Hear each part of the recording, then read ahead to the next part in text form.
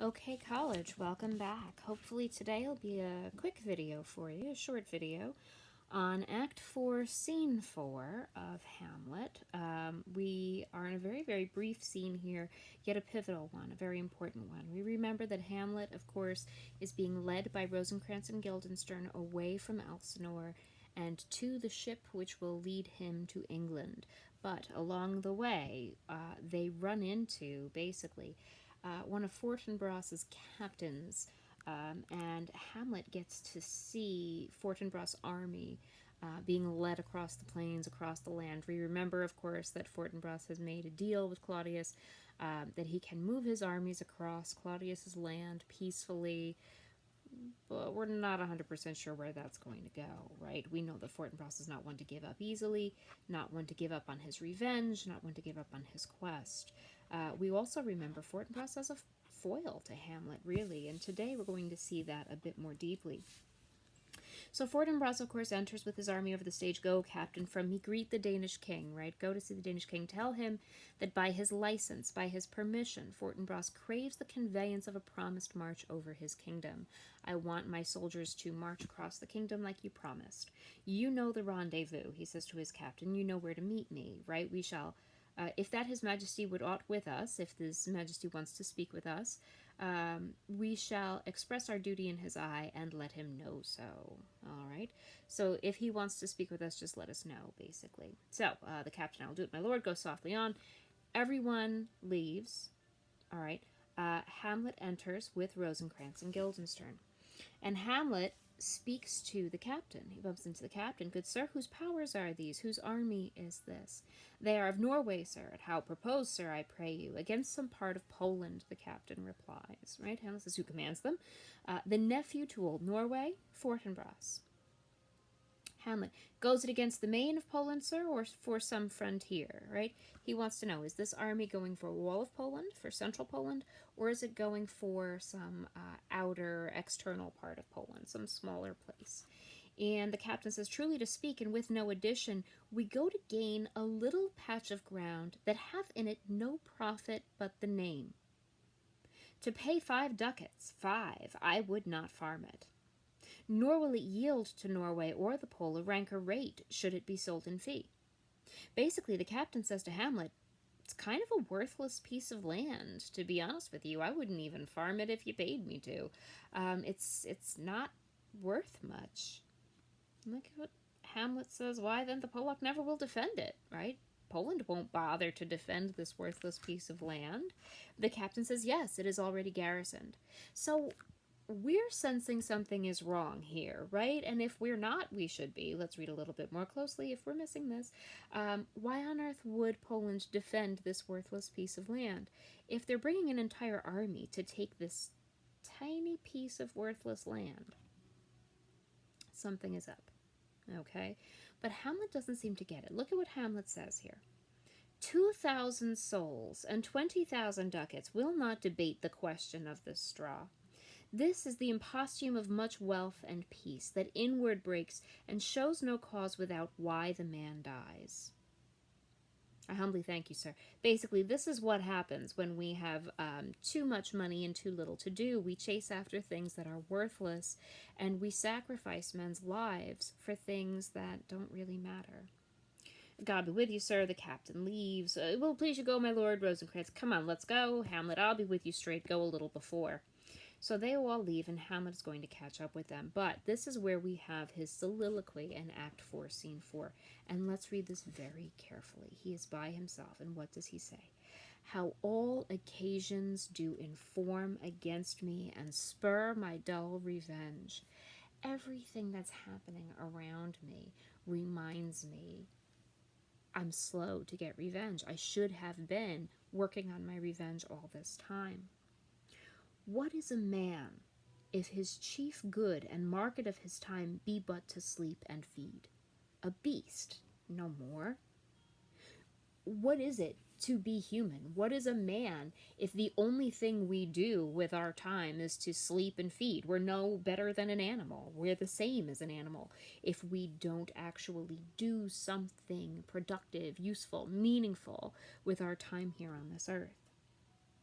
Sure, he that made us with such large discourse looking before and after gave us not the capability and godlike reason to fasten us unused. Surely God didn't give us the ability to think and to reason and to take action, to just let those qualities sit in us unused and wasted. Now, whether it be bestial oblivion or some craven scruple of thinking too precisely on the event, bestial oblivion, animalistic stupidity, or craven means cowardly, and a scruple is a small part. So a small part of cowardly thinking too precisely on the event, overthinking, right? Because you are a coward, you are overthinking. A thought which, quartered, hath but one part wisdom and ever 3 parts coward. This act of overthinking, if you were to quarter overthinking, one part of it is wisdom, and the other 3 parts are cowardice. So what is he saying about himself?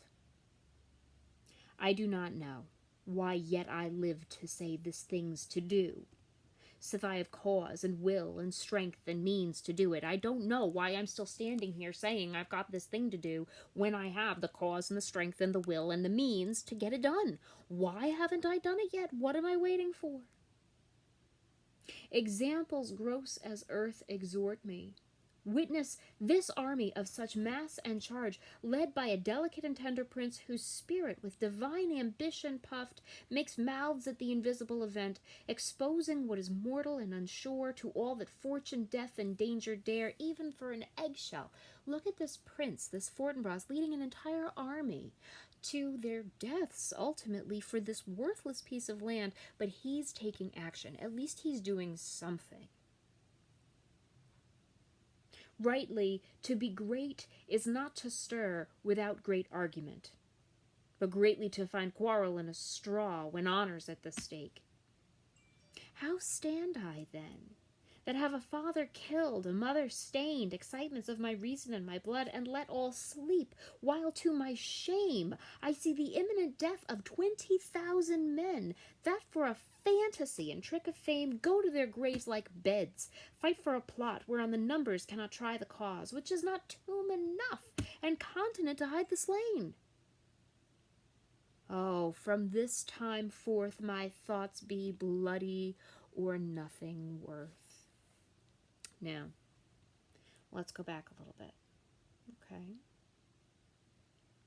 When he goes back to this idea of rightly to be great is not to stir without great argument, right? Rightly. If you are great and to be great, everything you do basically has to be well thought out, right? You've got to consider very carefully before you take action.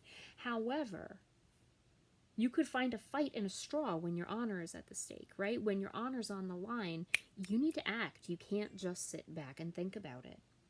And then he thinks to himself, how stand I then? What about me, right? How do I stand that have a father murdered, a mother stained, excitements of my reason and my blood, and I'm letting all sleep. I'm letting that all go. I'm letting it all sit quietly, while to my shame, right? Embarrassed. I see 20,000 men, this entire army, marching to their deaths and fight for a plot of land, a piece of land, whereon the numbers cannot try the cause. Losing 20,000 men is not worth this piece of land, right? Which is not tomb enough and continent to hide the slain. This piece of land isn't even big enough to bury all of the dead that they're going to have to try to get it. Why? But at least Fortinbras is taking action. And so we see Hamlet here resolving in this moment. If Fortinbras can do this, can't I at least get revenge for my father's death? I've got to do something. But he says, his very last line in this scene, my thoughts from this time forth, my thoughts be bloody or useless, worthless. I had better get revenge or nothing. But we have to remember, that's all well and good, Hamlet, but where are you going? He's going to get on a ship to go to England. He's going in the opposite direction of his revenge. So what's he going to do about it, right? It's all well and good that you say that now, but how is that helpful? Okay, so please consider where this is going to go. Act 4, Scene 4. Think about this soliloquy. I really want you to analyze and examine what this thought process shows us about Hamlet's characterization as he's moving through this in this moment now. Has he already hit that climax? Is the murder of Polonius really the climax of the play, or is it still to come? Can he still kind of change events, or has everything been set into motion now? All right, I'd like you to consider that in your response. All right, have a great day.